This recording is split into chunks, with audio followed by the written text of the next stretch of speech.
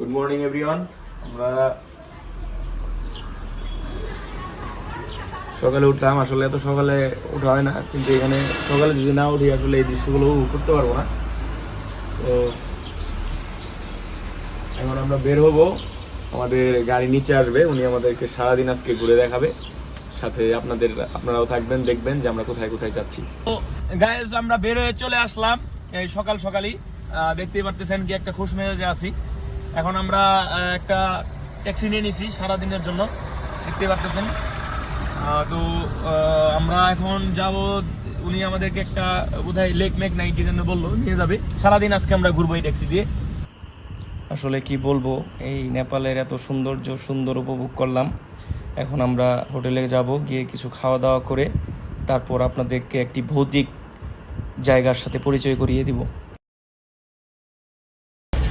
আমরা এখন রুটি খাবো। রুটি বানানোর জন্য আমরা রুটি খাওয়ার জন্য আমরা একটা রেস্টুরেন্টে দাঁড়াইছি। যদিও এখানে হালাল খাবার পাওয়া একটু মুশকিল, তারপরে ওই যে রুটি চলে আসছে। দাদা রুটি আগে। আমাদের রুটি চলে আসছে, ভাই আমাদেরকে রুটি দিল। আমরা রুটিটা খাবো, খেয়ে দেখবো কিরকম। মেন কথা হলো যে এখানে যেহেতু হালাল খাবার খাওয়াটা একটু কষ্ট, একটু দূরে, রাতে আমরা এখানে গিয়ে খাই। আর এইখানে আমরা এখন যেহেতু আমরা রুটি, সবজি, ডাল এগুলো আমরা অর্ডার করছি, এগুলো খাবো। তো আমি একটু রুটিটা একটু খেয়ে দেখাচ্ছি আপনাদেরকে। ওই সেম বাংলাদেশের রুটি যেরকম নিল এরকম, কিন্তু আমাদের এই রুটিগুলো হাতে বানানো, যে রুটি আমাদের হাতে বানাই নিয়ে এসে করেছে। নেপালে আসছি আজকে 2 দিন হয়ে গেল, কিন্তু এখন পর্যন্ত নেপালি কোনো খাবার খাইনি। যেহেতু মুসলিম হোটেল পাইছিলাম, ওই ভাত, তারপরে এখানে তো গরুর মাংস এলাও না। এইটাই আমার মনে হলো যে একটা দেশ যেখানে গরুর মাংস পাওয়া অসম্ভব। শ্রীলঙ্কায় গেছিলাম, ওইখানে গরুর মাংস পাইছি, বাট এখানে যে জিনিসটা দেখলাম, মহিষ পাওয়া যায়, পাহাড়ি মহিষ আর পাহাড়ি মুরগি, এই দুইটাই খাইছি, খুবই ভালো। আর আজকে নেপালি খাবার ট্রাই করতেছি। মোটামুটি এই সবজিটা আসলে একটু ঝাল, কিন্তু এই সবজিটা টেস্ট অন্যরকম। ডালটা আমি একবার খাইছিলাম, টেস্ট করার মতো না।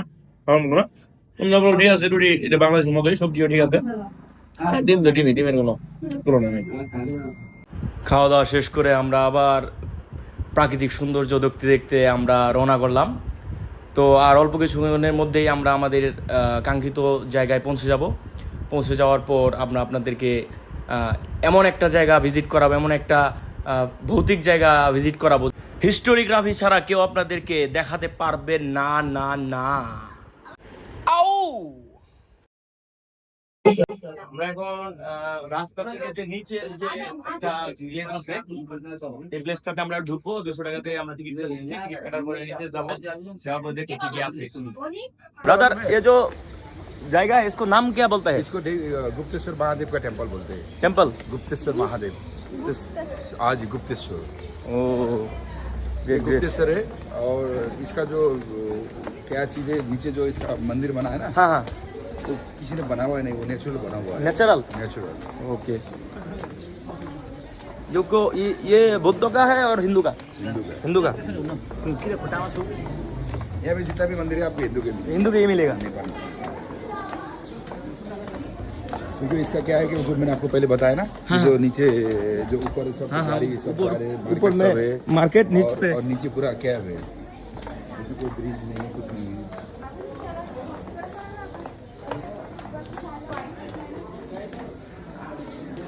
बस यही तक, यहाँ तक ले सकता है, उसके नीचे फिर नहीं ले सकता है। देखिए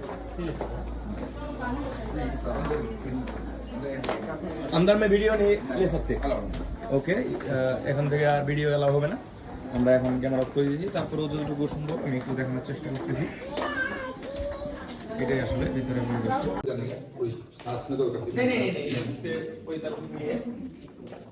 আমরা এখন आप दोनों जाइए, मैं निकाल देता हूँ। नहीं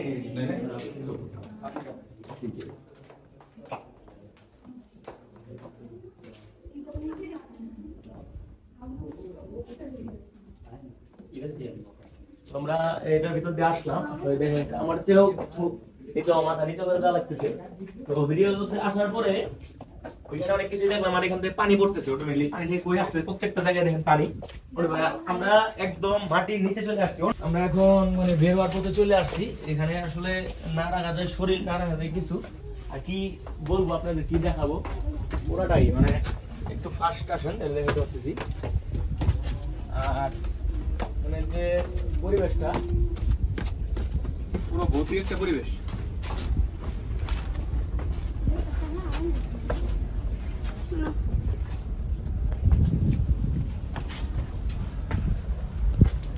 তো আমরা এখন মোটামুটি আরেকটু ভৌতিকের দিকে আগাচ্ছি,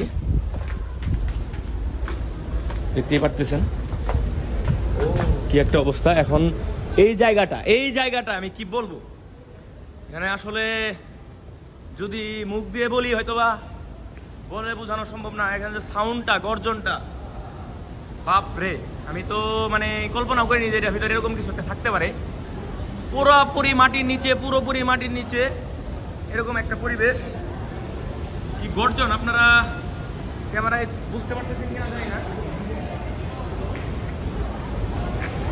তো আমি আসলে বলে পারবো না, আমি আরেকটু নিচে যাবো, আপনাদেরকে দেখাবো যে কোথায় আসছি। মানে হয়তো উপর থেকে বোঝা যাইতেছিল না যে আপনি নিচে এরকম কিছু একটা থাকতে পারে।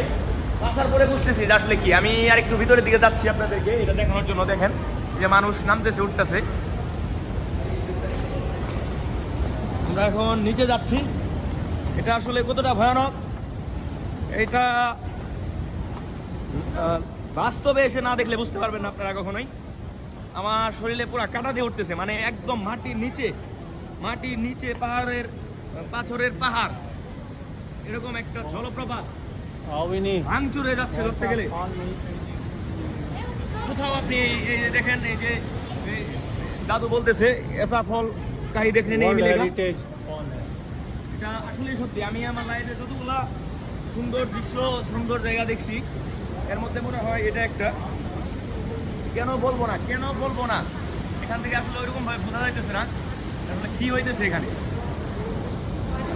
বলতে গেলে মানে আমি ভিতরে যতটুকু আসতেছিলাম, আমি কখনো কল্পনা করতে পারিনি বা আমি ভাবতেও পারি নাই এরকম একটা জায়গা এখানে আছে। বাপরে বাপ, মানে কতটা নিচে আমরা চলে আসছি আপনাদেরকে আমি একটু দেখানোর চেষ্টা করব। দেখুন কত উপরে, হালকা আলো দেখা যাচ্ছে, আর পুরোটাই ভৌতিক এরিয়া, ভৌতিক। শুধু এই লাইটগুলো যদি না দিত তাহলে বলে বোঝাতে পারতাম না যে এখানে আসলে কি হচ্ছে এই জায়গাটায়। ক্যামেরায় অনেক দেখালাম, এখন একটু নিজের চোখে একটু দেখে একটু আরো নিচে যদি যাওয়ার অবস্থা থাকতো অবশ্যই যাইতাম। কি পরিমাণ ওয়াটারফল হচ্ছে এটা আমি একটু দেখানোর চেষ্টা করবো আপনাদেরকে। আবার জুম করবো, দেখতে পারতেছেন হয়তো বা হালকা। আসলে খালি চোখে দেখার দৃশ্যটা আরো সুন্দর। পুরাই ভৌতিক।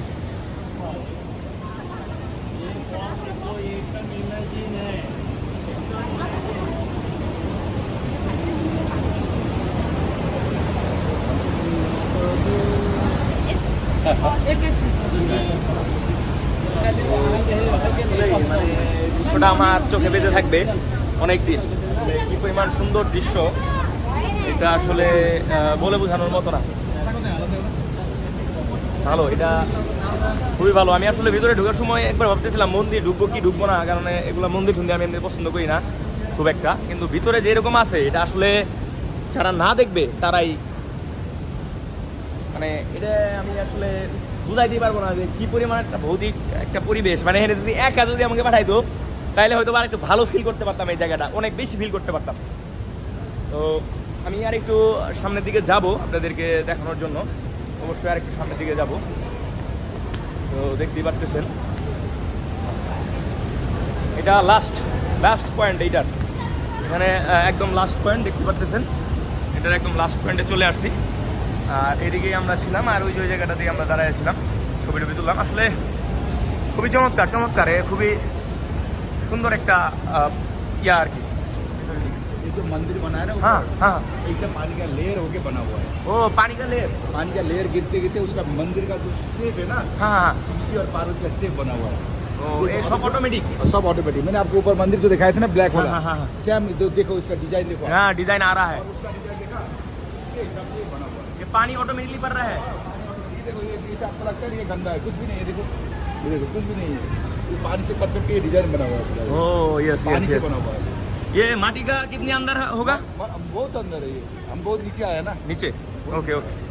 पिक्चर হ্যাঁ দেখতে পারতেছেন আসলে এটা একটা কি বলবো শৈবালের মতো, কিন্তু অনেক শক্ত অনেক শক্ত, একদম ক্লিয়ার। মানে এটা এই লেয়ারগুলা সবগুলা যেগুলো দেখতেছেন বাড়তি যে লেয়ারগুলা এগুলা সব পানি কেটে কেটে কেটে কেটে পানি পড়তেছে, আর পানি অটোমেটিকলি পড়তে আছে। দেখেন এগুলো যত পানি দেখতেছেন অটোমেটিকলি পানি পড়তে থাকে, এখানে পানি লেয়ারগুলো পড়তেছে আর এগুলা এই যে এই শৈবালগুলা বা বিভিন্ন পাথরগুলা এগুলো সৃষ্টি হইতেছে।